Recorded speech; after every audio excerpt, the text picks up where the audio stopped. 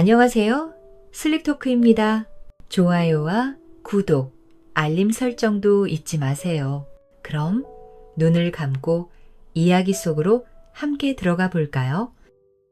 이 이야기의 모든 저작권은 공식 채널 슬립토크, 슬립토크에 있습니다.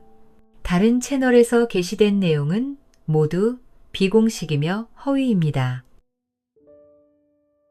노비가 된 마님을 데려와 인생이 뒤바뀐 노총각 노비, 조선 중기, 한양 근처의 작은 마을에 가난한 선비 김진사댁이 있었습니다.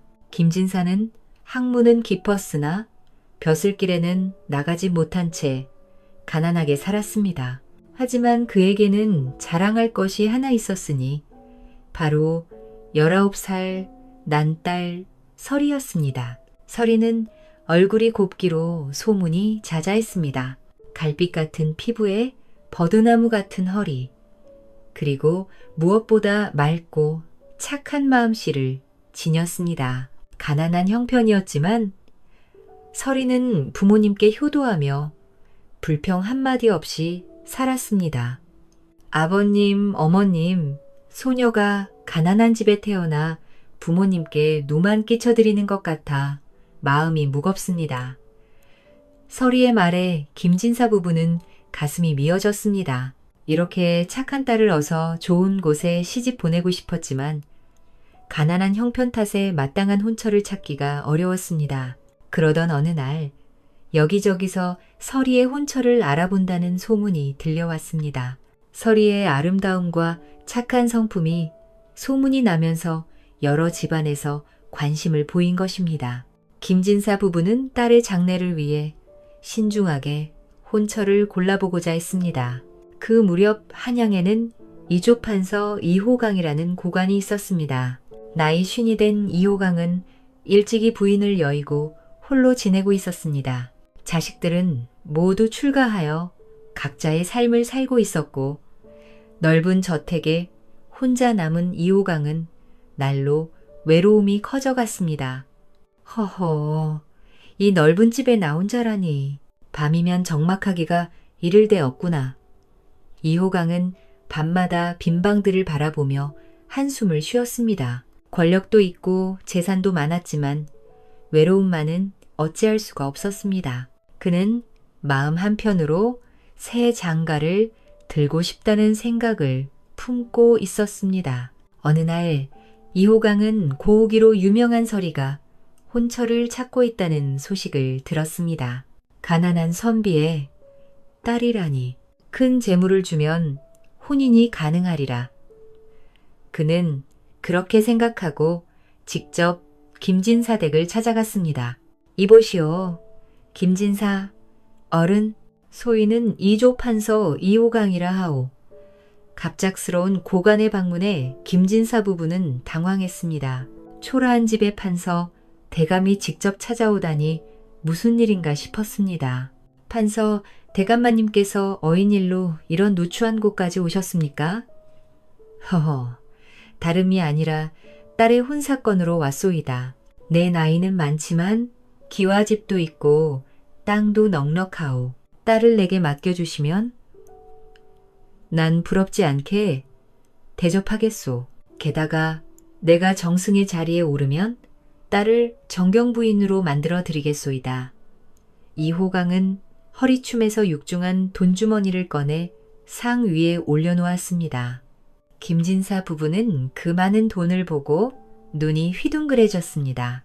평생 보지 못한 큰 돈이었습니다. 이것은 혼수 비용이요. 더 필요하시면 더 드릴 수도 있소. 다만 딸을 내게 시집 보내주시오. 김진사 부부는 망설였습니다. 딸을 나이 많은 호라비에게 시집 보내는 것이 과연 옳은 일인가 싶었습니다. 하지만 이조판서의 처가 된다면, 그것도 정경부인이 될 수 있다면 딸의 평생이 편안하리라는 생각도 들었습니다. 대감마님, 소인이 딸과 상의해 보겠습니다. 그날 밤 김진사 부부는 설이를 불러 이호강의 제안을 전했습니다. 설리야, 이조판서 대감께서 너를 맞이하고 싶다 하시는구나. 나이는 많으시지만 정승이 되실 분이시고 너를 정경 부인으로 만들어 주시겠다 하시니 네 뜻은 어떠하냐? 서리는 잠시 침묵했습니다. 마음속으로는 젊고 패기 있는 선비와의 혼인을 꿈꿨지만 가난한 부모님을 생각하면 이것이 기회라는 생각이 들었습니다. 아버님, 어머님, 소녀가 비록 나이 많으신 어른께 시집을 가더라도 부모님께서 편안하게 지내실 수 있다면 그것으로 족합니다. 소녀의 효도라 생각하고 이조판 서댁으로 가겠습니다. 딸의 말에 김진사 부부는 눈물이 글썽였습니다. 어린 딸이 부모를 위해 자신의 꿈을 접는 것이 너무도 애처로웠습니다. 설리야, 정말 괜찮겠느냐? 네, 아버님. 소녀가 정경 부인이 되어 집안을 일으키겠습니다. 설이는 눈물을 감추고 굳은 표정으로 대답했습니다. 마음 한편으로는 두려움도 있었지만 이것이 가난한 집안을 일으킬 수 있는 유일한 기회라고 스스로를 다독였습니다. 그렇게 하여 설이는 2호강에 처로 들어갔습니다. 혼례식 날, 설이는 화려한 혼례복을 입었지만 마음은 무겁기만 했습니다. 신랑 2호강을 바라보니 아버지 뻘 되는 나이에 머리도 반백이었습니다. 이것이 내 운명인가 보다. 부모님을 위해, 우리 집안을 위해 잘 살아야지.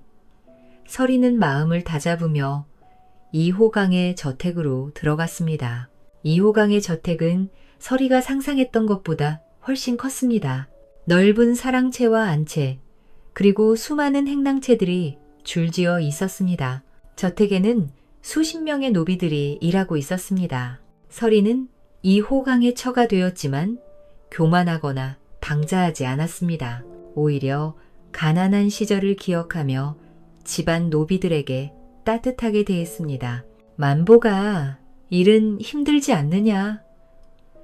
설이가 부른 만보기는 30살 노총각 노비였습니다. 집안에서 가장 굳은 일을 도맡아 하는 만보기는 아직 장가도 못 가고 홀어머니와 단둘이 살고 있었습니다. 아니옵니다. 마님, 소인은 괜찮사옵니다. 만보기는 고개를 숙이며 대답했습니다.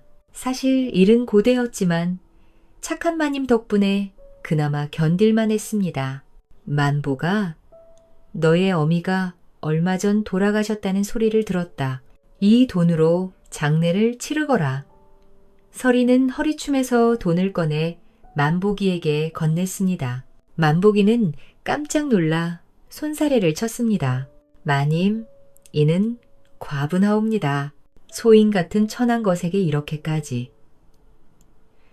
아니다, 만보가. 네, 어미께서 편히 가셔야 하지 않겠느냐. 어서 받아라. 만보기는 눈물이 글썽이며 돈을 받았습니다.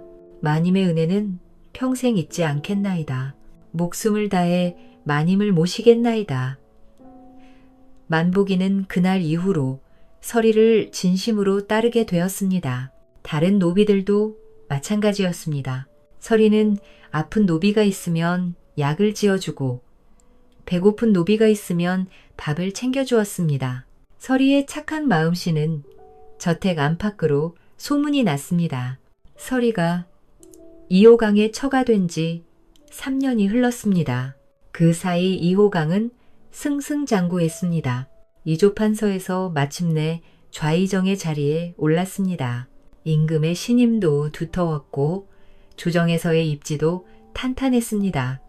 2호강이 좌의정에 오르자 설이는 여인의 최고 품계인 정경부인에 책봉되었습니다. 19에 시집와서 22에 정경부인이 된 것입니다. 마님, 정경부인에 오르신 것을 감축드리옵니다. 집안의 하인들은 모두 기뻐했습니다. 특히 만보기는 누구보다 기뻐하며 축하했습니다. 만보가, 고맙구나. 너희들이 있어 내가 이 자리까지 올 수 있었다. 설이는 겸손하게 말했습니다. 정경 부인이 되었어도 서리는 변하지 않았습니다. 여전히 노비들을 따뜻하게 대했고 겸손했습니다.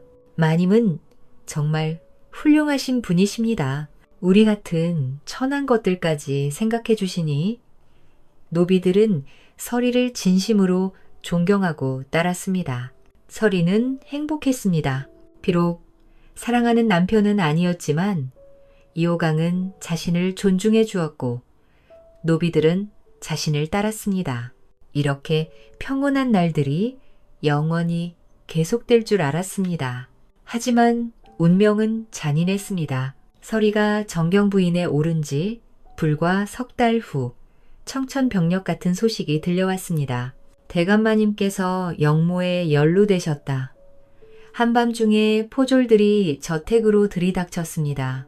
이호강과 그의 측근들은 모두 잡혀갔습니다. 알고 보니 반대파인 서인 세력에서 이호강을 모함한 것이었습니다. 거짓 증거를 만들어 이호강을 영모의 주동자로 몰아간 것입니다. 대감마님, 대감마님. 서리는 울부짖었지만 소용없었습니다. 이호강은 끌려가면서도 서리를 바라보며 미안하다는 표정을 지었습니다. 부인, 미안하오. 부인을 이런 지경에 빠뜨리다니. 그것이 이호강이 서리에게 한 마지막 말이었습니다. 며칠 후 이호강과 그의 측근들은 모두 참수되었습니다. 영모라는 대역죄로 몰려 죽은 것입니다. 서리는 하늘이 무너지는 것 같았습니다. 비록 사랑하는 남편은 아니었지만 이호강은 자신을 존중해 주었고 잘 대해 주었습니다. 그런데 억울하게 죽다니? 하지만 서리에게는 슬퍼할 시간조차 없었습니다. 이호의 가족과 노비들은 모두 정몰한다. 병조판서 김천생 댁으로 보내라. 임금의 명이 떨어졌습니다. 이호강을 모함한 서인 세력 수장인 김천생으로 보내졌습니다. 영모죄인의 가족들은 모든 재산을 몰수당하고 노비 신분으로 떨어지는 것이 법이었습니다. 한순간에 서리는 정경 부인에서 노비가 되었습니다.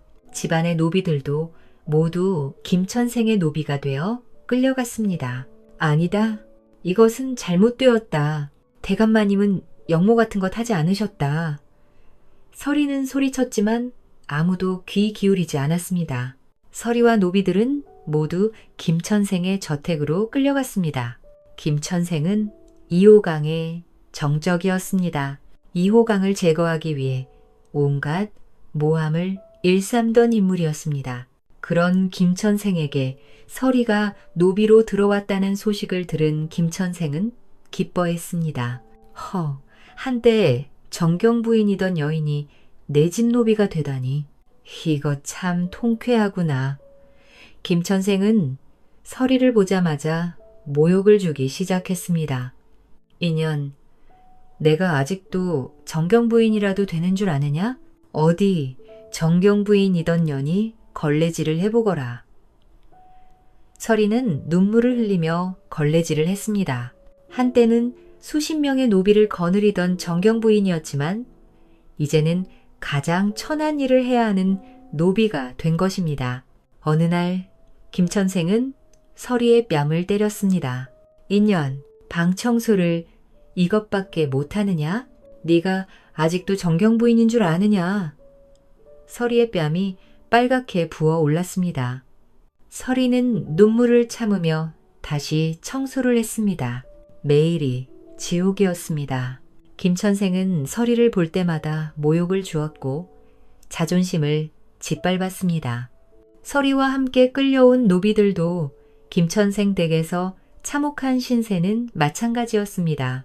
오히려 어떤 노비들은 서리를 원망하기까지 했습니다. 마님이 대감께서 딴짓하시는 걸 말리기만 했어도 우리가 이렇게 김판서댁으로 팔려와서 이런 신세는 안 되었을 텐데 말이야. 서리는 자신을 잘 따르던 노비들에게까지 눈총을 받았습니다. 세상이 무너지는 것 같았습니다. 서리는 날마다 죽고 싶다는 생각을 했습니다. 그러던 어느 날 저녁, 서리는 창고에서 짐을 정리하고 있었습니다. 날이 어두워지자 서리는 서둘러 정리를 마치려 했습니다. 그때였습니다. 하하. 뒤에서 기분 나쁜 웃음소리가 들렸습니다. 서리가 뒤를 돌아보니 김판서댁의 노비 동막이가 큰 몸집으로 문을 막고 서 있었습니다. 무슨 짓이냐? 하하, 이게 보게. 한때는 정경 부인이었다며 이제는 나 같은 노비하고 똑같은 신분이지. 가만히 있어라. 내가 안아줄 테니. 동막이는 서리를 강하게 끌어안으려 했습니다. 서리는 몸부림쳤지만 힘으로는 당할 수가 없었습니다. 이거 놓아라. 놓으란 말이다. 조용히 해라. 아직도 네가 양반인 줄 아느냐? 노비끼리 정을 나누는 것이 무슨 문제냐? 동막이는 서리를 바닥에 내동댕이 쳤습니다.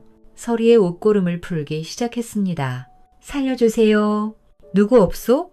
서리는 절규했습니다. 매일 자존심을 짓밟히는 것도 모자라 이런 일까지 당하다니. 서리는 차라리 죽고 싶었습니다. 그때였습니다. 클링. 뒤에서 만보기가 달려와 동막이의 머리를 강하게 내리쳤습니다. 동막이는 그 자리에 쓰러졌습니다. 마님, 괜찮으십니까? 만보기는 황급히 서리에게 달려갔습니다. 서리는 충격으로 기절했습니다. 만보기는 서리를 등에 업고 자신의 방으로 데려갔습니다. 서리를 조심스럽게 눕히고는 밤새 곁을 지켰습니다. 몇 시간이 지나 서리가 눈을 떴습니다. 여기가 어디냐? 마님, 여기는 소인의 방이옵니다. 마님께서 기절하셔서 모시고 왔나이다. 서리는 만보기를 보자 눈물이 쏟아졌습니다. 만보가? 고맙다. 네가 아니었으면 나는. 마님, 괜찮으십니까?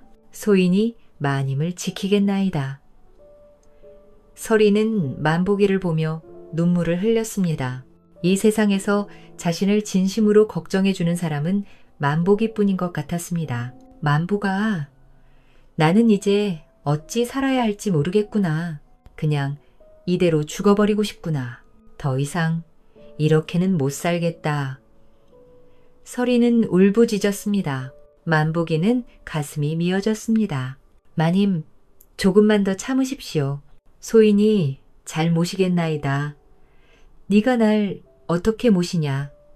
나도 이제 노비 신세인걸. 만보기는 잠시 망설이다가 입을 열었습니다. 마님, 아래옵기 황송하오나 여기 남자 하인들이 마님을 다들 겁탈하려고 노리고 있어옵니다. 뭐라? 서리는 깜짝 놀랐습니다. 그럼 나는 어찌하면 좋단 말이냐. 정말 나도 죽어야 할 운명인가 보구나. 서리는 절망했습니다. 만보기는 용기를 내어 말했습니다. 마님, 소인에게 방안이 있어옵니다. 다른 하인들이 마님을 못 건들게 만들 계획이 있어옵니다. 그것이 무엇이냐? 서리가 울며 물었습니다. 그것은 소인과 혼인을 하시는 것이옵니다. 혼. 서리는 놀라 만보기를 바라보았습니다. 혼인을 하시면 다른 남자 하인들이 함부로 못 건들 것이옵니다. 그리고 겉으로만 혼인을 한다고 하고 소인이 예전처럼 마님을 털끝 하나 안 건드리고 평생 마님으로 모시고 살겠나이다. 만보기는 진지한 표정으로 말했습니다. 그것이 가능하겠느냐? 네, 마님. 지금으로서는 이 방법밖에 없나이다. 서리는 잠시 생각했습니다. 지금 상황에서는 만보기의 제안이 유일한 방법인 것 같았습니다. 네가 다른 처자를 못 만날 텐데 괜찮겠느냐? 네, 마님. 어차피 노총각이라 상관없사옵니다. 설리는 고개를 끄덕였습니다. 그래, 정녕 내 뜻이 그렇다면 그렇게 하겠다. 네, 마님. 그럼 내일 대감마님께 아뢰겠나이다. 다음 날 만보기와 설리는 김천생을 찾아갔습니다. 대감마님, 소인과 설이가 혼인하기로 했나이다. 뭐라? 노와 소리가 혼인한다고? 김천생은 깜짝 놀랐다가 이내 큰 소리로 웃었습니다. 하하, 설이 인연이 이제야 정신을 차린 게로구나. 그래, 노비면 노비답게 노비와 혼인을 해야지. 김천생은 비웃었습니다. 알겠다. 털이 인연이 노비가 되더니 서방이 그리웠나 보구나. 이제야 노비로서 정신 차린 것이 기특하니 너희 둘을 외거노비로 살게 해주마. 외관 없이라 하시면 내가 가진 땅 중에 황무지가 있다. 땅은 넓으나 아무에게도 쓸모가 없지. 거기 가서 밭을 일구고 경작을 해서 나에게 곡식을 바치거라. 마음 바뀌기 전에 당장 가거라. 네, 대감마님, 감사합니다. 만보기와 설이는 고개를 숙였습니다. 김천생댁을 벗어날 수 있다는 것만으로도 다행이었습니다. 그렇게 설이와 만보기는 황무지 땅으로 떠나게 되었습니다. 김판서댁 사람들로부터 벗어나 살게 된 것이 행운이었습니다. 마님, 잘 되었구먼요. 마님을 괴롭히던 사람들에게서 벗어나게 되었나이다. 그래, 만보가 네 덕분이다. 고맙다. 설리는 처음으로 웃음을 지었습니다. 비록 노비 신분이었지만 김천생의 소나귀에서 벗어난 것만으로도 감사했습니다. 며칠을 걸어 도착한 곳은 정말 황무지였습니다. 엄청나게 넓은 땅이었으나 사람 손이 닿지 않아 잡초만 무성했습니다. 하지만 만보기의 눈에는 그 땅이 금싸라기 땅보다 더 좋아 보였습니다. 마님이 땅은 비옥하옵니다. 사람 손만 닿으면 좋은 곡식이 날 것이옵니다. 정말이냐, 만보가? 네, 마님, 소인이 열심히 일하겠나이다. 만보기는 먼저 초가집을 지었습니다.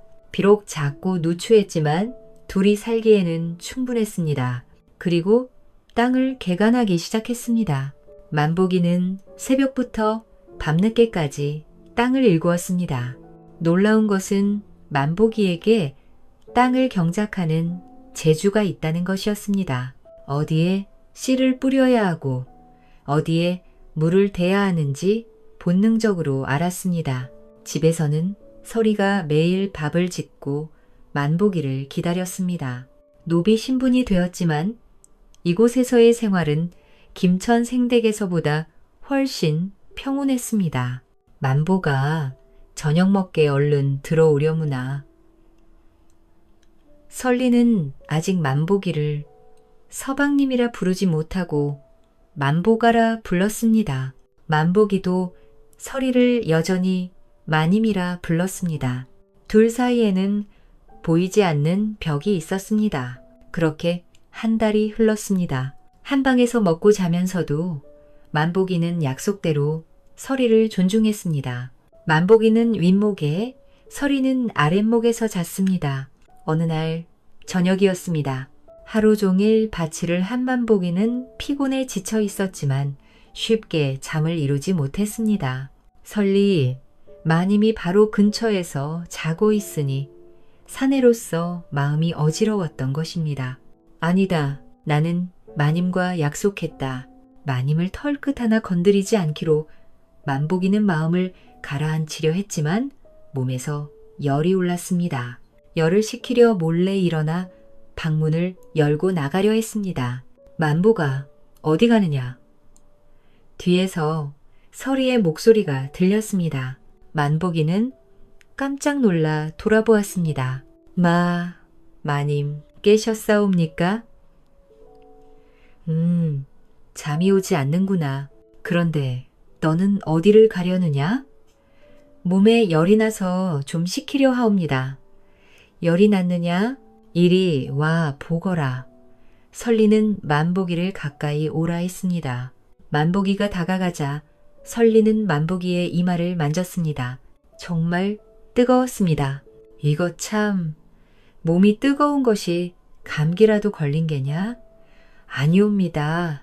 마님, 그냥 소인이 열이 많사옵니다. 설이는 만보기를 자세히 바라보았습니다. 한 달 동안 함께 살면서 만보기가 얼마나 자신을 위해 애쓰는지 알게 되었습니다. 새벽부터 밤늦게까지 땅을 일구고 그럼에도 자신을 존중하며 약속을 지키는 만보기가 고마웠습니다. 설리는 깨달았습니다. 자신도 모르게 만보기에게 마음이 가고 있다는 것을. 나이 많은 이호강과의 혼인은 의무였지만 만보기와의 생활은 달랐습니다. 만보기는 자신을 진심으로 아끼고 지켜주었습니다. 저기, 만보가네. 마님? 나는 이제 너를 지아비로 생각하겠다. 명목상 부부가 아니라 정말로 부부로 살자꾸나. 마님, 무슨 말씀을. 만보기는 당황했습니다. 설리는 부드럽게 웃으며 말을 이었습니다. 이렇게 외딴 곳에 둘이 사는데 참 자유롭고 좋구나. 예전엔 내가 마님이었지만 지금은 나도 노비가 아니냐. 이제는 그냥 나를 편하게 대했으면 좋겠구나. 설이의 말에 만보기의 눈에서 눈물이 흘렀습니다. 마님, 진심이시옵니까? 이제 더 이상 마님이라 하지 말거라. 부인이라고 부르거라. 나도 이제 너를 서방님이라고 부를 것이다. 그럼 알겠소. 부인. 네, 서방님. 어서 같이 잡시다. 이리 오시오. 그날 밤 설리와 만보기는 진짜 부부가 되었습니다. 설리는 만보기의 품에 안기며 생각했습니다. 이것이 진정한 사랑이구나. 신분도 재산도 중요하지 않았습니다. 서로를 아끼고 존중하는 마음, 그것이 진정한 사랑이었습니다. 만보기도 행복했습니다. 평생 우러러 보기만 했던 마님이 이제는 자신의 진짜 부인이 되었습니다. 만보기는 마음속으로 다짐했습니다. 부인을 꼭 행복하게 해드리겠다. 다음 날부터 만보기는 더욱 열심히 땅을 개간했습니다. 이제는 그냥 일이 아니라 사랑하는 부인을 위한 일이었습니다. 서방님, 너무 무리하지 마시오. 몸이 상하겠소. 설이는 걱정스러운 얼굴로 만보기를 바라보았습니다. 만보기는 씩 웃으며 대답했습니다. 부인, 걱정 마시오. 이제 우리 둘만의 더 큰 집을 만들어야 하지 않겠소? 만보기의 노력은 헛되지 않았습니다. 몇 달이 지나자 황무지였던 땅에서 싹이 돋아나기 시작했습니다. 만보기는 곡식을 심었고 채소도 심었습니다. 설이도 집안일을 열심히 했습니다. 밥을 짓고 빨래를 하고 만보기의 옷을 기워주었습니다. 비록 노비 신분이었지만 둘은 행복했습니다. 부인, 오늘 수확 곡식을 보시오. 이렇게 크게 자랐소. 어머, 정말 크구나. 서방님께서 대단하시오. 둘은 웃으며 대화를 나누었습니다. 가난했지만 마음은 풍요로웠습니다. 그렇게 1년이 흘렀습니다. 땅에서는 곡식이 풍성하게 수확되었습니다.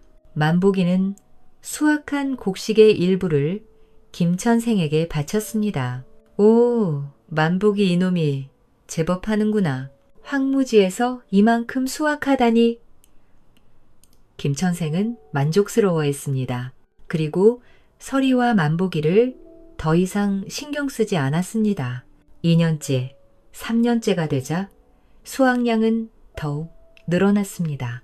만보기의 손길이 닿은 땅은 점점 비옥해졌고 곡식은 풍성하게 자랐습니다. 설이도 좋은 소식이 있었습니다. 아이를 가진 것입니다. 처방님, 제게 아이가 생긴 것 같소. 정말이요, 부인, 정말이요. 만보기는 기쁨에 겨워 서리를 꼭 껴안았습니다. 노비 신분이었지만 사랑하는 부인과 아이를 가질 수 있다는 것이 감사했습니다. 10달 후 설리는 건강한 아들을 낳았습니다. 만복이는 아이를 보며 눈물을 흘렸습니다. 부인, 고맙소. 이렇게 건강한 아이를 낳아주다니. 처방님, 우리 아이 이름을 지어주시오. 복동이라 부릅시다. 복이 가득한 아이라는 뜻이요. 그렇게 복동이가 태어났습니다. 2년 후에는 딸, 복순이도 태어났습니다. 만복이와 설리는 두 아이를 보며 행복해했습니다. 그 사이 땅은 계속 개간되었고 수확량도 늘어났습니다. 만복이는 이제 작은 농부가 아니라 제법 큰 농장을 가진 사람이 되었습니다. 비록 노비 신분이었지만 재산은 양반 못지않게 늘어났습니다. 5년째가 되자 만복이의 밭에서는 1000석 이상의 곡식이 수확되었습니다. 동네에서 가장 많은 곡식을 수확하는 사람이 된 것입니다. 부인, 우리가 이렇게 풍족하게 살 수 있을 줄은 몰랐소. 다 서방님 덕분이요. 서방님께서 열심히 일하셨기 때문이요. 만복이는 김천생에게 곡식을 주고도 훨씬 많은 곡식이 남았습니다. 그 돈으로 큰 집도 사고 설이에게 비단옷도 해주었습니다. 부인, 이 비단옷을 입어보시오. 부인께서 입으시면 정말 아름다우실 것이요. 설리는 비단옷을 입고 거울을 보았습니다. 한때는 정경 부인이었지만 노비가 되어 남유한 옷만 입었는데 이제 다시 비단옷을 입게 되었습니다. 하지만 예전과는 다른 느낌이었습니다. 예전에는 의무로 입었지만 이제는 사랑하는 남편이 선물한 옷이었습니다. 처방님, 고맙소. 정말 고맙소. 설이는 눈물을 흘렸습니다. 행복의 눈물이었습니다. 그의 가을, 고을에 흉년이 들었습니다. 다른 농가들은 수확이 거의 없었고 백성들은 굶주렸습니다. 하지만 만복이의 논밭만은 풍년이었습니다. 만복이가 정성껏 땅을 가꾸었기 때문입니다. 처방님, 저 백성들을 보시오. 모두 굶주리고 있어. 설이는 안타까운 표정으로 말했습니다. 만복이도 고개를 끄덕였습니다. 부인, 우리가 도와야 하지 않겠소? 우리도 한때는 힘들었으니 서방님 뜻이 그러하시다면 저도 찬성하오. 만복이는 고을 사또를 찾아갔습니다. 사또, 얼른 소인이 수확한 곡식 중 100석을 구율미로 쓰시라고 바치겠나이다. 오, 만복이, 그대가 그렇게 큰 선행을 베풀겠다는 것이냐? 네, 사또 어른, 백성들이 굶주리는 것을 보니 가슴이 아웁습니다. 사도는 감동했습니다. 만복이, 그대는 비록 노비 신분이지만 마음씨는 양반보다 훌륭하구나. 내가 이 일을 상부에 보고하겠네. 만복이의 곡식 덕분에 많은 백성들이 굶주림에서 벗어났습니다. 백성들은 만복이에게 감사했고 만복이의 명성은 널리 퍼졌습니다. 한편 김천생은 만복이가 어마어마한 부자가 되었다는 소식을 들었습니다. 만복이가 1000석 이상의 곡식을 수확했다고? 그 황무지에서? 김천생은 배가 아팠습니다. 쓸모없는 땅이라 생각하고 내준 곳에서 큰 부자가 나올 줄은 몰랐습니다. 그놈을 그냥 둘 수는 없다. 동마야, 네, 대감마님, 당장 가서 만복이를 주여 없애라. 그리고 그놈의 재산을 모두 빼앗아 오너라. 네, 알겠나이다. 동마기는 만복이를 찾아갔습니다. 만복아, 주인 어른께서 그대를 찾으신다. 한양으로 올라가자. 주인 어른께서 나를 찾으신다고. 만복이는 의심했지만 따라 나섰습니다.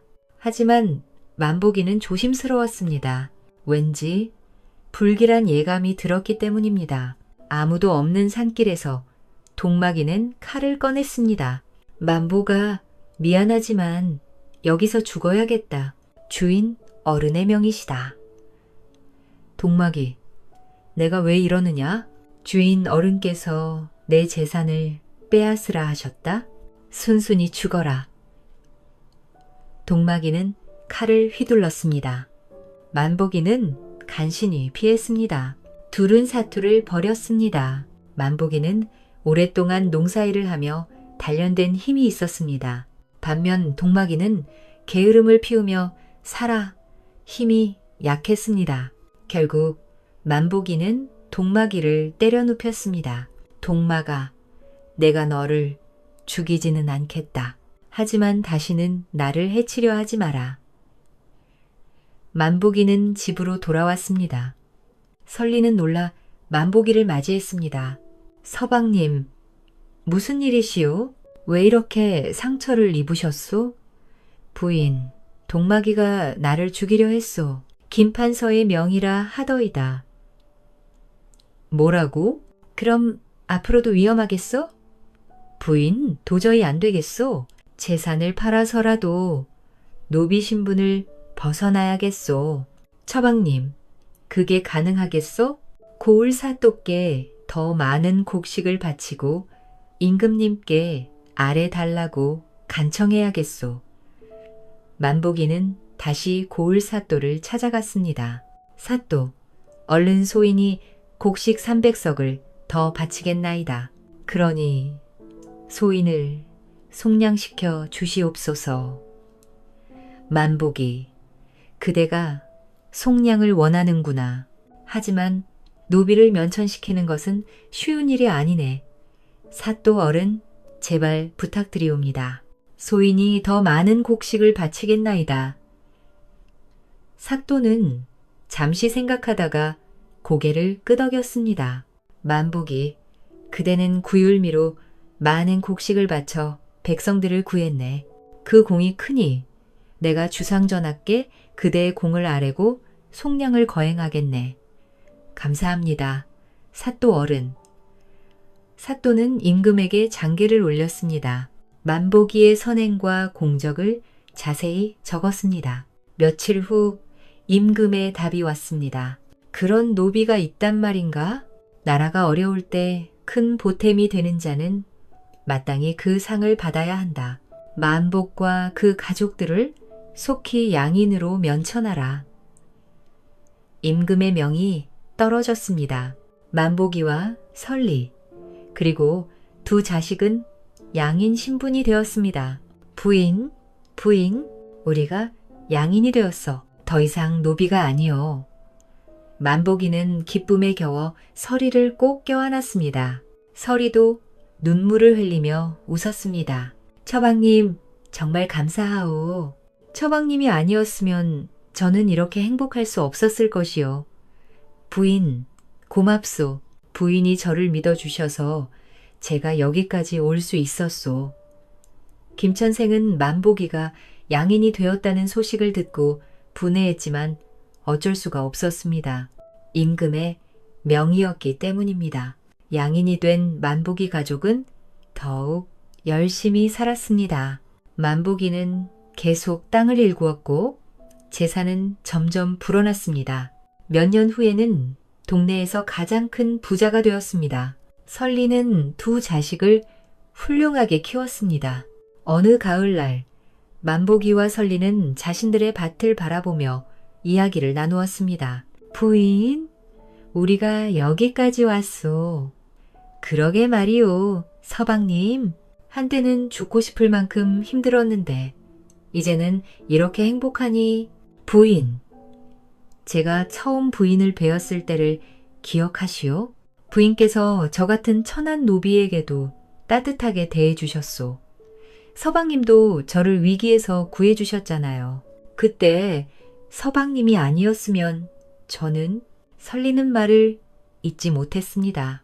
만보기는 설리의 손을 꼭 잡았습니다. 부인, 우리 평생 이렇게 행복하게 삽시다. 네, 서방님, 평생 함께하겠소. 두 사람은 석양을 바라보며 미소 지었습니다. 한때는 정경 부인이었고 한때는 노비였지만 이제는 서로 사랑하는 부부였습니다. 신분도 재산도 중요하지 않았습니다. 서로를 아끼고 사랑하는 마음, 그것이 진정한 행복이었습니다. 그들의 자손들은 대대로 번창했고 만보기와 설리의 이야기는 후세에 전해져 많은 사람들에게 감동을 주었습니다. 진정한 사랑과 성실함은 어떤 역경도 이겨낼 수 있다는 교훈을 남기며 그렇게 만보기와 설리는 오래오래 행복하게 살았습니다.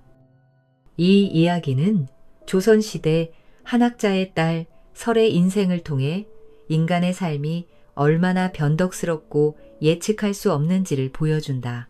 설은 가족을 구하기 위해 자신의 행복을 희생하며 고위 관료 이호강과 결혼하지만 남편이 반역죄로 처형당하면서 가족 모두가 원수 김천생에게 노예로 전락하는 비극을 겪는다. 그러나 충직한 하인 만복의 도움과 진정한 사랑을 통해 설은 다시 새로운 삶을 시작하고 노력과 선행으로 만복 또한 존경받는 인물로 성장한다. 이 이야기는 가족을 위한 희생과 인내, 인간의 선한 마음이 어려움을 극복하고 행복을 만들어낼 수 있음을 보여주며 사랑과 협력의 힘이 삶을 변화시키는 중요한 가치임을 일깨워준다. 백호의 은혜로 천복을 얻은 선비. 조선 중종 때 경상도 안동 땅에 정운이라는 선비가 살고 있었습니다. 정운의 집안은 대대로 학문을 숭상하던 양반가였으나 할아버지 댁에 억울한 누명을 쓰고 관직에서 물러난 후 가세가 기울어져 이제는 초라한 초가집에서 근근히 살아가고 있었습니다. 26의 정운은 키가 훤칠하고 얼굴은 온화했으나 몇 대째 과거 공부에만 매달려 있다 보니 얼굴은 야위고 옷은 누더기가 되어 있었습니다. 그러나 마음씨만큼은 금처럼 순수했습니다. 동네에서 누군가 어려운 일이 있으면 자신의 일처럼 나서서 도왔고 그를 모르는 이웃들의 편지를 대신 써주거나 아이들에게 천자문을 가르쳐 주기도 했습니다. 어머니 박씨 부인은 과부가 된 지 10년이 넘었지만 아들 하나만 바라보며 살았습니다. 남편이 남긴 조금의 밭과 바느질품을 팔아 겨우 끼니를 때우면서도 아들이 공부에 전념할 수 있도록 뒷바라지를 했습니다. 밤늦도록 바느질을 하시는 어머니의 모습을 볼 때마다 정운의 마음은 애타게 타들어갔습니다. 어머님, 제가 이렇게 공부만 하고 있어도 될까요? 차라리 밭일을 도우며 살림의 보탬이 되는 게 낫지 않을까요? 그럴 때마다 박씨 부인은 아들의 손을 잡고 말씀하셨습니다. 운아, 너의 아버지가 돌아가시기 전에 무엇이라 하셨는지 기억하느냐? 정씨 집안의 명예를 되찾는 일은 오직 너에게 달려있다고 하셨거늘 어찌 포기할 수 있겠느냐. 정우는 어머니의 간절한 마음을 알기에 더욱 열심히 공부했습니다. 사서 삼경을 달달 외우고 문장을 짓는 연습을 거듭했습니다. 그의 재주를 아는 동네 선비들도 정운이 과거에 나가면 반드시 급제할 것이다 라고 입을 모았습니다. 드디어 과거 시험이 다가왔습니다. 정운은 한양으로 떠날 준비를 했습니다. 어머니는 며칠 전부터 아들을 위해 정성껏 음식을 준비했습니다. 흰쌀로 밥을 지어 주먹밥을 만들고 정성스럽게 김치와 나물을 준비해 보자기에 싸주었습니다. 길이 멀고 험하니 조심해서 다녀오거라. 이 주먹밥은 어머니가 정성껏 만든 것이니 배고플 때 조금씩 먹어라. 어머니의 눈에는 눈물이 맺혀 있었습니다. 가난한 살림에 한양까지 가는 길비를 마련하려고 며칠을 굶기까지 하며 준비한 것이었습니다. 정우는 어머니께 큰절을 올리고 길을 떠났습니다. 등에는 어머니가 싸준 음식과 몇 권의 책, 그리고 얼마 되지 않는 노자돈을 지고 있었습니다. 마음은 무겁지만 한편으로는 설렘도 있었습니다. 이번 과거에서 반드시 급제하여 어머님의 은혜를 갚고 집안의 명예를 되찾으리라는 다짐을 하며 걸었습니다. 한양으로 가는 길은 멀고 험했습니다. 며칠을 걸어 깊은 산중에 이르렀을 때 해가 뉘엿이 저물어 가고 있었습니다. 정우는 빨리 마을에 도착해야 한다는 조급함에 지름길로 접어들었습니다. 그런데 숲속 어디선가 애처로운 울음소리가 들려왔습니다. 끙끙, 마치 어린아이가 아픈 듯 우는 소리였습니다. 정우는 발걸음을 멈추고 귀를 기울였습니다. 소리가 나는 쪽으로 가보니 덫에 걸린 어린 백호 한 마리가 있었습니다. 백호는 뒷다리가 덫에 끼어 피를 흘리고 있었고 겁에 질린 눈으로 정운을 바라보고 있었습니다. 정운의 마음이 아팠습니다. 비록 맹수이지만 아직 어린 새끼였고 고통스러워하는 모습이 안쓰러웠습니다. 아이고 불쌍한 것 어디 보자. 정우는 조심스럽게 다가가 덫을 풀어주려 했습니다. 백호는 처음에는 경계했지만 정운의 따뜻한 손길을 느끼고는 순순히 몸을 맡겼습니다.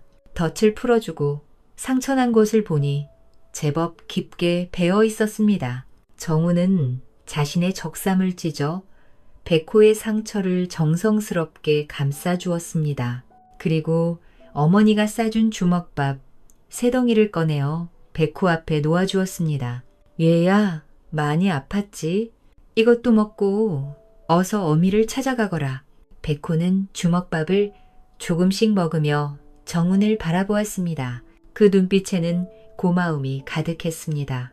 밥을 다 먹은 백호는 정운을 향해 3번 고개를 숙여 인사를 한 뒤 절뚝거리며 숲속으로 사라져갔습니다. 정운은 그 모습을 지켜보며 마음이 따뜻해졌습니다. 저렇게 어린 짐승도 은혜를 아는구나. 하지만 한편으로는 아쉬움도 있었습니다. 귀한 주먹밥을 다 주워버린 것이 조금 후회되었기 때문입니다. 날이 어둑해져서 정우는 서둘러 마을로 향했습니다. 다행히 큰 길가에 작은 주막이 하나 있었습니다. 천리주막이라는 낡은 간판이 걸려 있었습니다. 주막 주인은 중년의 사내였는데 정운을 보더니 반가워했습니다. 아이고, 선비님이신가요? 어서 들어오십시오. 밤길은 위험하니 여기서 하룻밤 묵어가십시오. 정우는 고마워하며 주막으로 들어갔습니다. 다른 나그네들도 몇 명 있었는데 모두 한양으로 가는 길이었습니다. 정우는 구석진 자리에서 어머니가 남겨주신 나물로 저녁을 때우고 잠자리를 정했습니다. 밤이 깊어갈 무렵 갑자기 주막 밖에서 말발굽 소리와 함께 고함 소리가 들려왔습니다. 모든 나그네들은 나와라. 돈과 귀중품을 모두 내놓아라. 도적들이었습니다. 주막 안에 있던 사람들은 모두 겁에 질렸습니다. 주막 주인도 벌벌 떨며 어쩔 줄 몰라 했습니다. 도적들이 주막으로 들이닥쳤습니다. 대장으로 보이는 사내는 얼굴에 흉터가 있고 눈빛이 사나웠습니다. 자, 모두 밖으로 나와서 한 줄로 서라. 돈을 내놓지 않으면 목숨도 내놓아야 할 줄 알아. 정운도 어쩔 수 없이 밖으로 나왔습니다. 도적들은 하나씩 나그네들을 털기 시작했습니다. 정운의 차례가 왔을 때 도적 대장이 정운을 유심히 바라보았습니다. 이놈은 선비로구나. 선비치고는 돈이 별로 없네. 그럼 너는 우리와 함께 가야겠다. 몸값을 받을 수 있을 테니까. 정우는 절망했습니다. 과거 시험도 못 보고 도적들에게 끌려가다니. 어머니의 얼굴이 떠올랐습니다. 얼마나 걱정하실까. 그때였습니다. 숲속에서 으르렁거리는 소리가 들려왔습니다. 도적들이 고개를 돌리는 순간 커다란 백호 한 마리가 나타났습니다. 그리고 그 뒤를 따라 낮에 구해준 어린 백호도 따라왔습니다. 어미 백호는 도적 대장을 향해 달려들었고 어린 백호도 다른 도적들을 위협했습니다. 도적들은 맹수 앞에서 속수무책이었습니다. 으악! 호랑이다. 도망쳐! 도적들은 혼비백산하여 도망쳤습니다. 어미 백호는 도적 대장의 팔을 물어 크게 다치게 한 후에야 놓아주었습니다. 어린 백호는 정운에게 다가와 다리에 머리를 비볐습니다. 정운은 어린 백호를 쓰다듬으며 고마움을 표했습니다. 고맙다, 백호야.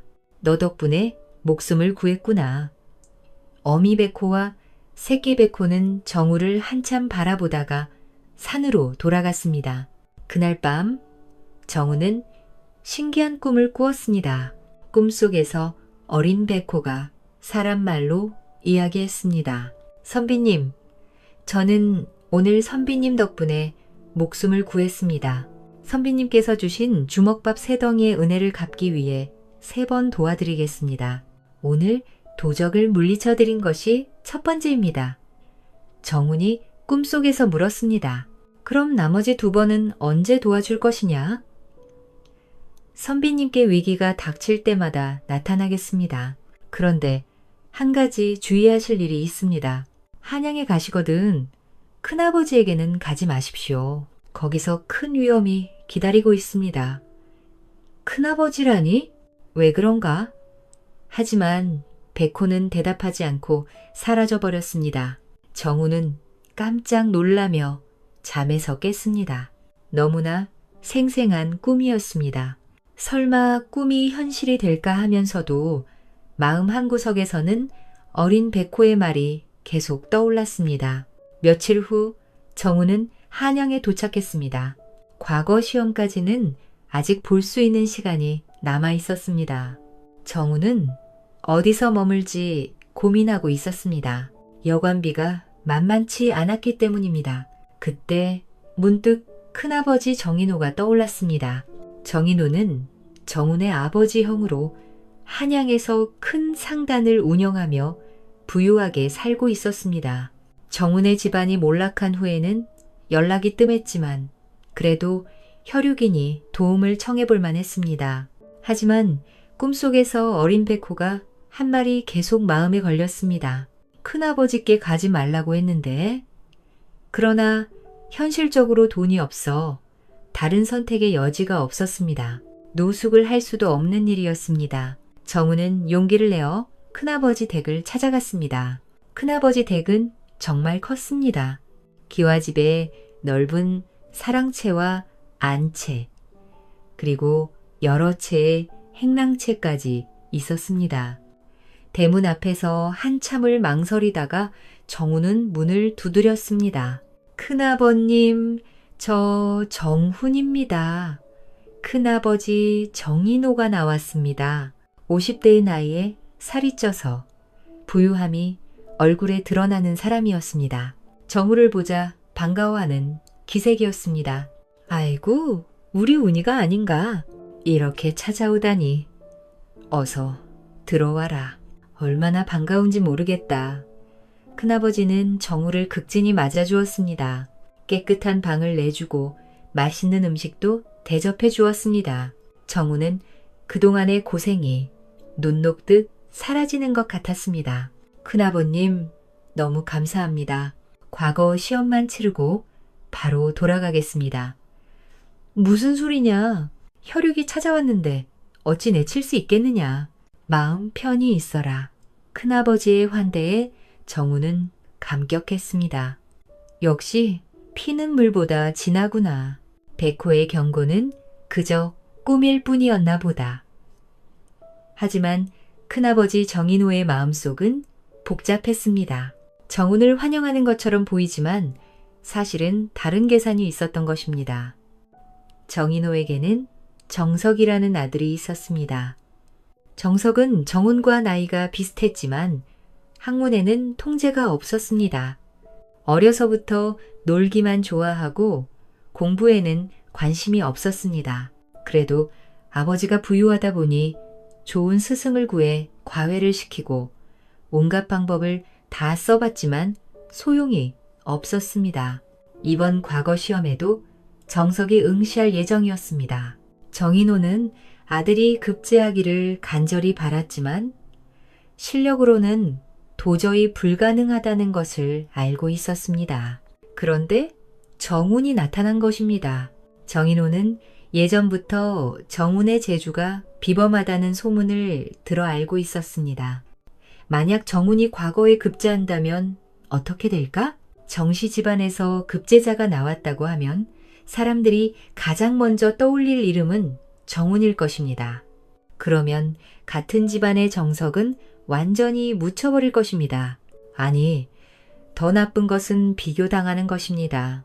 같은 집안인데 왜 정석은 급제를 못했을까? 라는 시선을 받게 될 것입니다. 정인호는 이것을 참을 수 없었습니다. 자신의 아들이 조카에게 밀린다는 것을, 그것도 가난한 집안의 조카에게 밀린다는 것을 견딜 수 없었습니다. 정운이 과거를 포기하거나 시험을 못 보게 만들어야겠다. 정인호는 음흉한 계획을 세우기 시작했습니다. 며칠이 지나면서 정인호는 정운에게 더욱 친절하게 대했습니다. 맛있는 음식을 해주고 좋은 옷도 사주었습니다. 그리고 매일 저녁 술자리를 마련했습니다. 운아, 너도 이제 어엿한 성인이 아니냐. 과거 시험 전에 몸도 좀 보하고 마음도 편히 쉬어야 한다. 자, 이 술 한잔 해보아라. 정우는 처음에는 사양했습니다. 공부에 방해가 될까 봐서였습니다. 하지만 큰아버지의 성의를 거절할 수는 없었습니다. 큰아버님의 성의를 저버릴 수는 없지요. 정우는 술을 마시기 시작했습니다. 평소 술을 거의 마시지 않던 터라 금세 취했습니다. 큰아버지는 더욱 권했습니다. 좋다, 좋다. 젊은 사람이 일하지. 내일도 또 마시자. 이런 일이 며칠 계속되었습니다. 정우는 술에 취기에 공부를 제대로 못하게 되었습니다. 머리도 막지 않고 집중력도 떨어졌습니다. 하지만 큰아버지의 호의를 거절하기가 어려웠습니다. 정인호는 속으로 웃었습니다. 이렇게 하면 정훈이 제대로 시험을 볼 수 없을 것이다. 과거 시험을 앞둔 어느 날 저녁, 정인호는 평소보다 더 좋은 술을 가져왔습니다. 운아, 오늘은 특별한 날이다. 시험을 앞두고 있으니 몸에 좋은 약수를 준비했다. 이것을 마시면 머리가 맑아지고 기운이 날 것이다. 정우는 의심하지 않고 술잔을 받았습니다. 그런데 이상했습니다. 평소보다 쓴맛이 강하게 났습니다. 큰아버님, 이 술이 좀 쓴데요? 그래야 되는 거다. 쓴 약이병을 낫게 하는 법이지. 어서 다 마셔라. 정우는 큰아버지의 말을 믿고 술을 다 마셨습니다. 그런데 조금 지나자 이상한 기분이 들기 시작했습니다. 어지럽고 메스꺼웠습니다. 평소에 취기와는 달랐습니다. 큰아버님, 제가 좀 이상합니다. 그래? 그럼 방에 가서 쉬어라.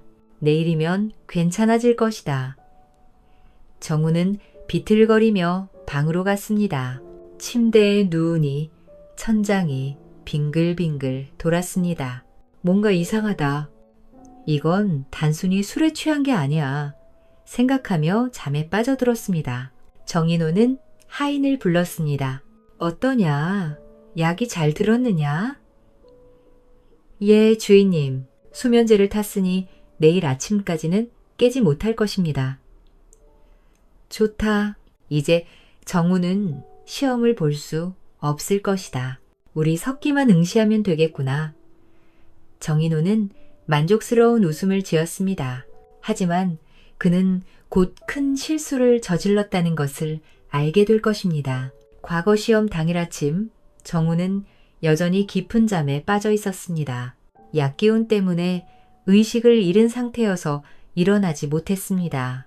큰아버지는 하인들에게 지시했습니다. 정운이 깨어나더라도 절대 시험장에 가지 못하게 막아라. 아직 많이 아프니 쉬어야 한다고 말해라. 한편 시험장에서는 응시생들이 속속 모여들고 있었습니다. 정석도 아버지와 함께 시험장에 도착했습니다. 정석은 불안했습니다.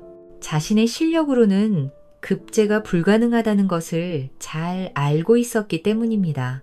아버지, 정말 괜찮을까요? 정훈이 형이 오면 어떻게 하죠? 걱정하지 마라. 정훈이는 오지 못할 것이다. 너만 잘하면 된다. 하지만 정석은 여전히 불안했습니다. 시험 시작까지 얼마 남지 않았는데 정훈은 여전히 일어나지 못하고 있었습니다. 정인호는 속으로 기뻐했습니다. 그런데 바로 그때였습니다. 정훈의 방창문 사이로 작은 그림자 하나가 스르르 들어왔습니다. 어린 백호였습니다. 백호는 정훈의 얼굴을 천천히 할기 시작했습니다. 차가운 혀의 감촉에 정훈이 조금씩 의식을 되찾기 시작했습니다. 백호는 더욱 열심히 정훈의 얼굴을 핥았습니다. 그리고 정훈의 귀에 대고 작은 소리로 울었습니다. 끙, 끙. 정훈이 눈을 떴습니다. 흐릿한 시야에 작은 백호의 모습이 보였습니다. 너는 그때. 백호는 정훈을 보며 꼬리를 흔들었습니다. 그리고 입으로 정훈의 옷을 물어당기며 일어나라는 신호를 보냈습니다. 정훈은 비틀거리며 일어났습니다. 머리가 아파서 견딜 수 없었지만 백호가 자신을 깨운 이유를 직감적으로 알았습니다. 오늘이 과거 시험날이구나. 정훈은 해가 뜬 것을 보고 늦었음을 직감했습니다. 시험 시작까지 얼마 남지 않았다. 서둘러 옷을 갈아입고 방을 나서려는데 하인이 막아섰습니다. 도련님, 어디 가십니까? 아직 몸이 아프시니 쉬셔야 합니다. 비켜라, 시험을 보러 가야 한다. 안 됩니다. 주인님께서 절대 나가지 못하게 하라고 하셨습니다. 정훈은 비로소 깨달았습니다. 큰아버지가 자신을 방해한 것입니다. 꿈속에서 백호가 경고한 것이 현실이 되었습니다. 정훈은 화가 났지만 지금은 시간이 없었습니다. 하인을 밀치고 밖으로 나왔습니다. 어린 백호가 뒤따라왔습니다. 고마워. 너 덕분에 깨어날 수 있었다. 이게 두 번째구나. 백호는 정훈을 향해 고개를 끄덕인 후 숲속으로 사라져갔습니다. 정훈은 비틀거리는 몸을 이끌고 시험장을 향해 뛰었습니다. 약기운이 아직 완전히 가시지 않아서 머리가 무겁고 다리에 힘이 없었습니다. 하지만 포기할 수는 없었습니다. 어머니의 기대와 집안의 명예가 걸린 일이었습니다. 정훈이 시험장에 도착했을 때는 이미 시험이 시작된 후였습니다. 감독관들이 의아한 눈빛으로 정훈을 바라보았습니다. 늦었습니다만 혹시 응시할 수 있을까요? 규정상 시험 시작 후에는 입실이 불가능합니다만 한 감독관이 정훈의 절박한 표정을 보더니 마음이 움직였습니다. 특별히 한 번만 허락하겠습니다. 어서 들어가십시오. 정훈은 감사의 인사를 드리고 시험장으로 들어갔습니다. 다른 응시생들은 이미 문제를 풀기 시작하고 있었습니다. 정훈은 자리에 앉아 시험 문제를 보았습니다. 그런데 문제가 전혀 머리에 들어오지 않았습니다. 약기운 때문에 의식이 몽롱했고 글자가 흐릿하게 보였습니다. 평소라면 쉽게 풀 수 있는 문제들도 막막하기만 했습니다. 이러면 안 되는데 정신을 차려야 해. 정훈은 머리를 세게 흔들어 봐도 소용없었습니다. 시간은 자꾸 흘러가는데 한 글자도 쓰지 못하고 있었습니다. 다른 응시생들은 열심히 답안을 작성하고 있었습니다. 정석도 보였습니다. 비록 실력은 부족했지만 나름대로 최선을 다해 쓰고 있었습니다. 정훈은 절망감에 빠졌습니다. 이렇게 끝나는 건가? 어머님의 기대를 저버리고 집안의 명예를 되찾을 기회를 놓치는 건가? 눈물이 나려고 했습니다. 하지만 울고 있을 시간은 없었습니다. 그는 마지막 희망을 품고 문제를 다시 보려고 했습니다. 그 순간이었습니다. 피로와 약기운으로 정훈의 의식이 흐릿해지면서 잠깐 꾸벅 졸았습니다. 그런데 그 짧은 순간에 다시 백호가 나타났습니다. 꿈속에서 어린 백호가 말했습니다. 선비님, 이것이 마지막 도움입니다. 잘 들으십시오. 백호는 시험 문제에 대한 해답의 방향을 제시해 주었습니다. 특히 어려운 경서 해석 문제에 대해서는 구체적인 실마리를 주었습니다. 논억의 학위 시습지, 불력 여로에서 시작하여 맹자의 성선설과 연결하십시오. 그리고 현재의 정치 상황과 연관지어 논하면 됩니다.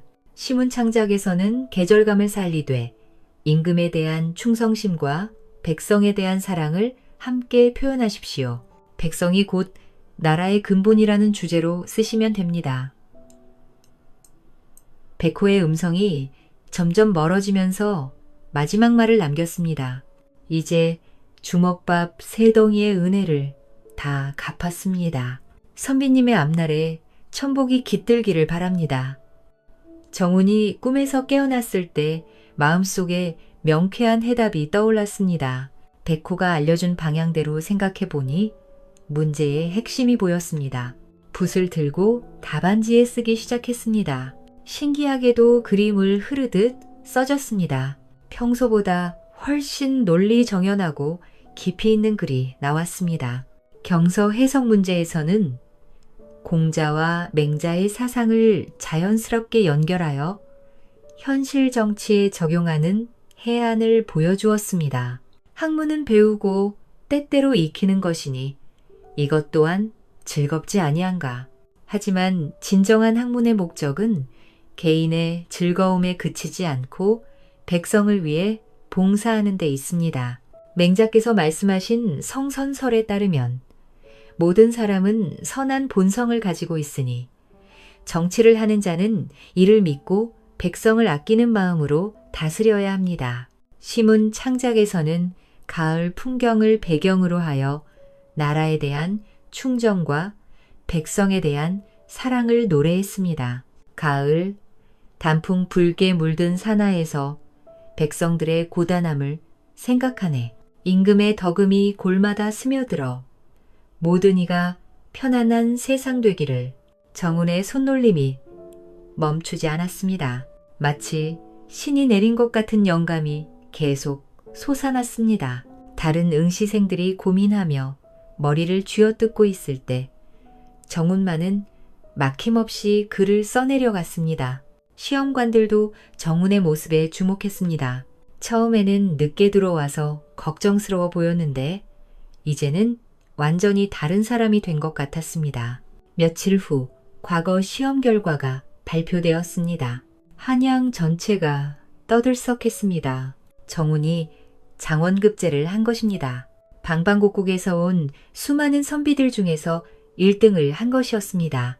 그것도 늦게 들어와서 시간이 부족했던 상황에서 이룬 쾌거였습니다.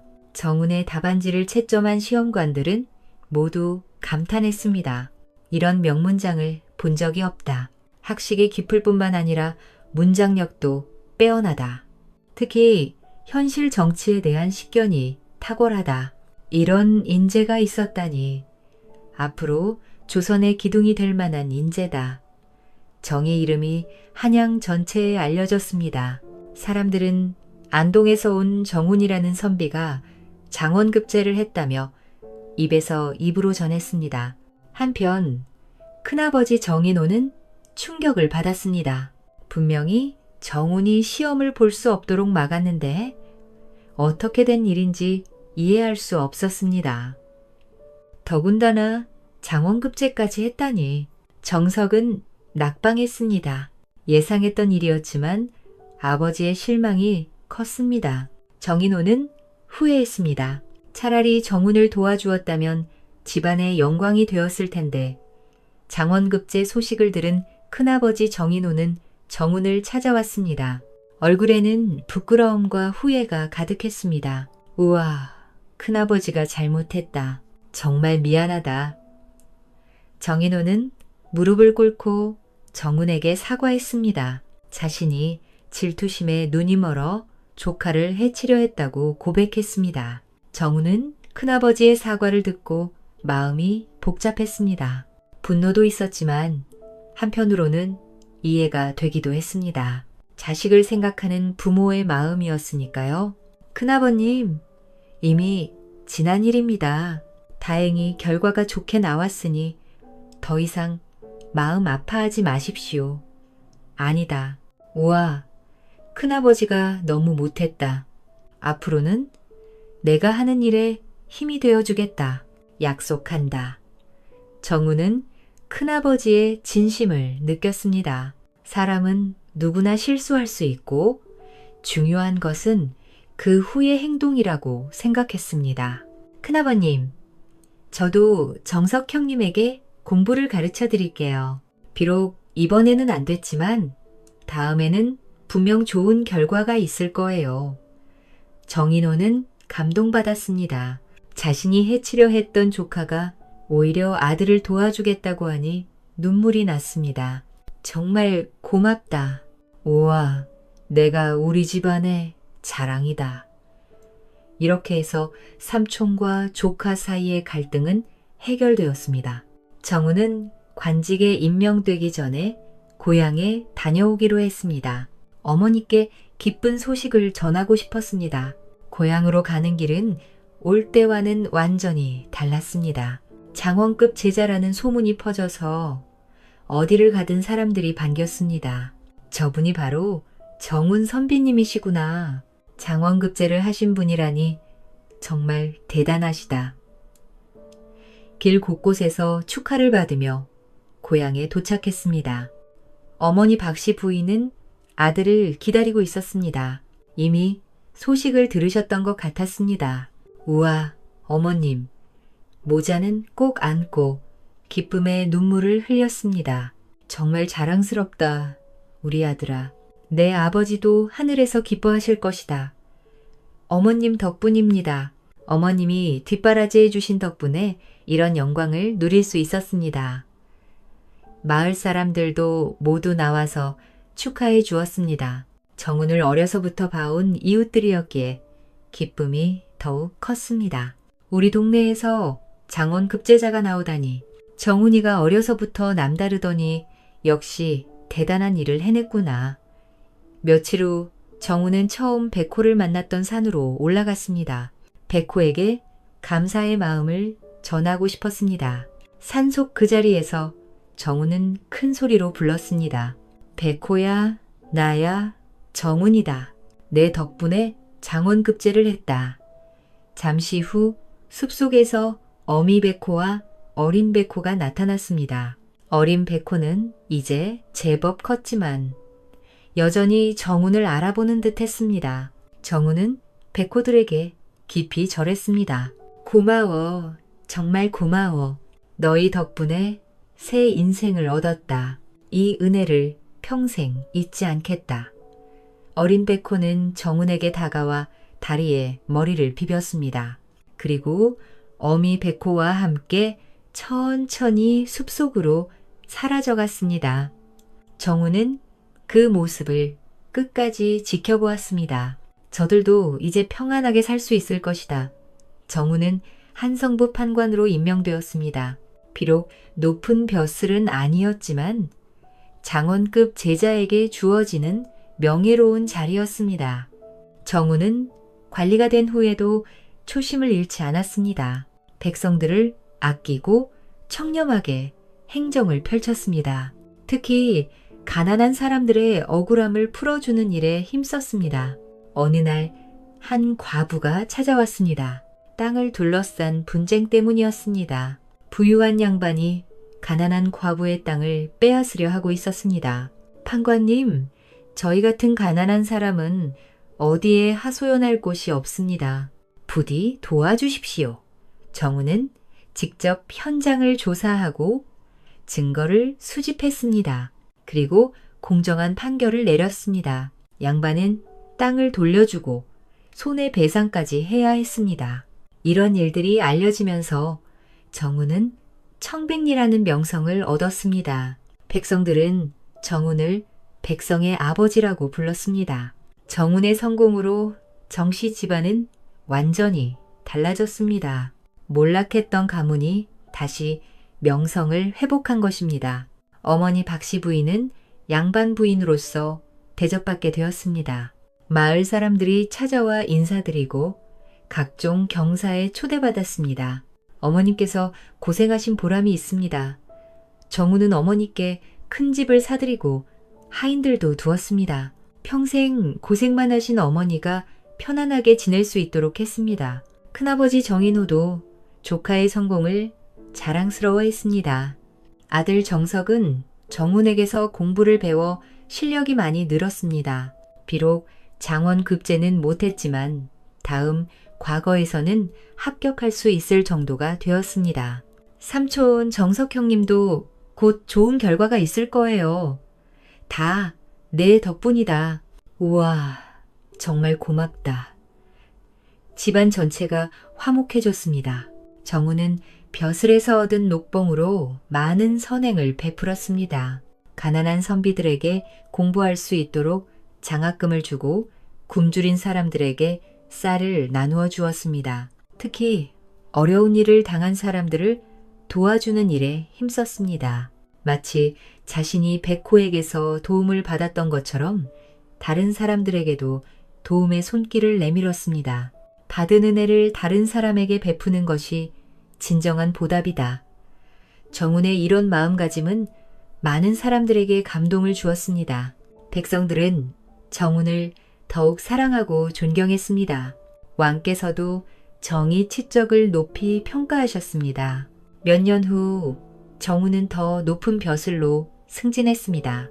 정훈은 훌륭한 아내를 만나 결혼했습니다.